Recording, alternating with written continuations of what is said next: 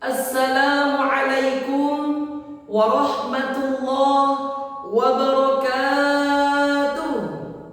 Hamdan wa syukran lillah, salatan wa salaman ala rasulillah, amma ba'd.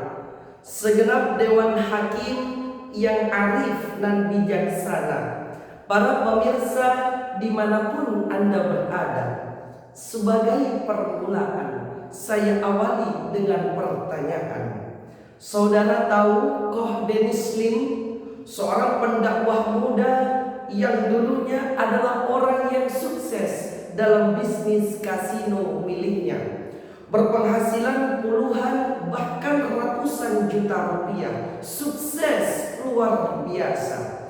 Namun Allah menakdirkan sesuatu yang berbeda. Allah ingin dia menjadi orang yang lebih baik, hingga membuatnya meninggalkan hal yang haram itu, hingga pada akhirnya dia menemukan kebahagiaan yang hakiki dalam hidupnya. Sadarkah saudara, bukan hanya satu, tapi banyak lagi orang yang tenggelam dalam lautan keharaman, kemudian mengimplementasikan gaya hidup halal. Mereka mendapatkan kebahagiaan bukan hanya di dunia saja, namun juga kebahagiaan di akhirat. Oleh karena itu, pada kesempatan yang berbahagia ini, saya akan menyampaikan sebuah tausiah dengan judul internalisasi nilai iman dalam mengimplementasikan gaya hidup halal untuk menciptakan pesona bangsa yang penuh dengan kesejahteraan. Para pemirsa dimanapun Anda berada, sebagai rujukan Allah Subhanahu wa Ta'ala berfirman dalam Al-Quran surah At-Taghabun ayat 64. A'udzu billahi minasyaitonir rajim. Bismillahirrahmanirrahim. Fa'aminu billahi wa rasulihi wan nuril ladzi anzalna wallahu bima ta'maluna khabir. Yang artinya, maka berimanlah kamu sekalian kepada Allah dan Rasul-Nya, dan kepada Al-Quran yang telah kami turunkan, dan Allah Maha mengetahui apa yang kamu kerjakan. Para pemirsa rahimakumullah, Allah Subhanahu wa Ta'ala melalui ayat tersebut memerintahkan kepada kita untuk mempunyai keimanan yang kuat dan kokoh apapun profesi kita. Tapi ingat, jangan tinggalkan iman. Kau boleh jadi pejabat, Mas, tapi ingat kata Allah, jadilah pejabat yang beriman. Kau boleh jadi tentara, Bung, tapi ingat kata Allah, jadilah tentara yang beriman. Kau boleh jadi pembisnis, Mbak, tapi ingat kata Allah, jangan tinggalkan iman.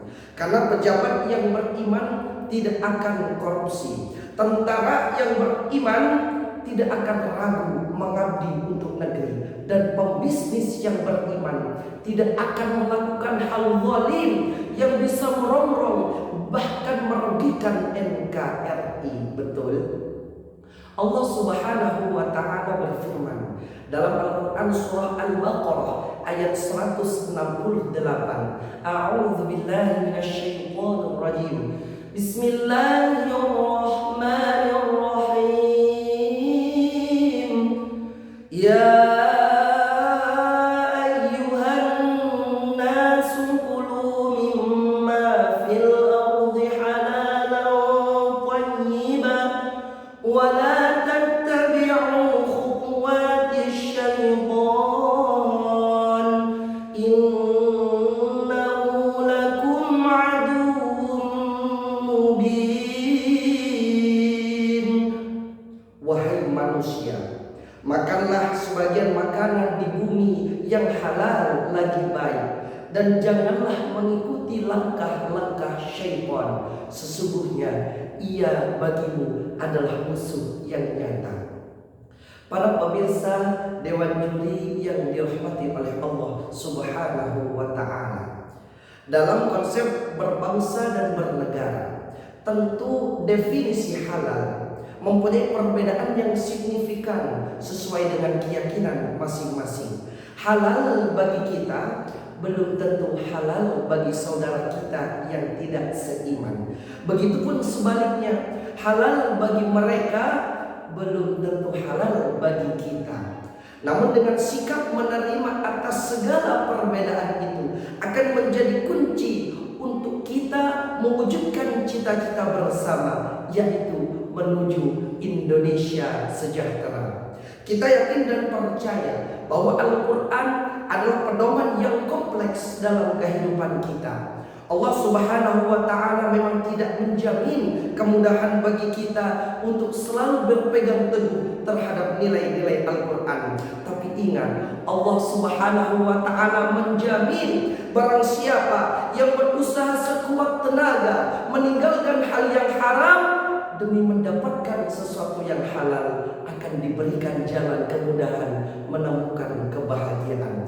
Walladzina jahadu fina lanahdiyannahum subulana. Para pemirsa, dari pidato singkat yang telah saya sampaikan dapat kita ambil sebuah kesimpulan bahwa dalam rangka mensejahterakan dan mewujudkan pesona bangsa yang penuh dengan kesejahteraan, maka langkah utama yang dapat kita tempuh adalah dengan membiasakan diri menerapkan gaya hidup halal. Maka melalui Festival Ekonomi Syariah tahun ini, mari kita saling tolong menolong untuk memakmurkan bangsa Indonesia melalui penerapan gaya hidup halal. Ke Surabaya membeli bantal, di sana ketemu Pak Olga. Melalui penerapan gaya hidup halal, ayo kita wujudkan Indonesia yang sejahtera. Wallahul muwaffiq ila aqwamil thoriq. Wassalamualaikum warahmatullahi wabarakatuh.